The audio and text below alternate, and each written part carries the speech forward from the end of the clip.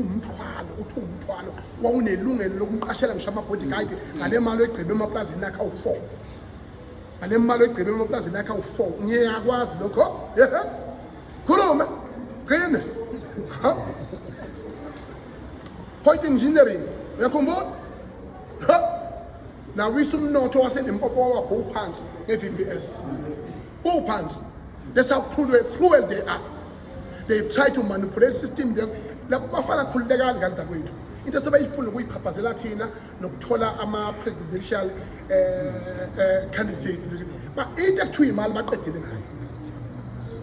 Mina-ke nganza kwethu ngoba ukuthi konke ngokukhulumile la kungamanga kuyobe ngiqamba amanga emhlabeni jikelele. Iqiniso ngiyalazi engalikhuluma futhi mina ngiyakwazi ukufela umuntu, ngiyakwazi mina ukuyimela into yami. Ithi mina ziyakhala ke njengamanje ngithi isiphetho senkulumo yami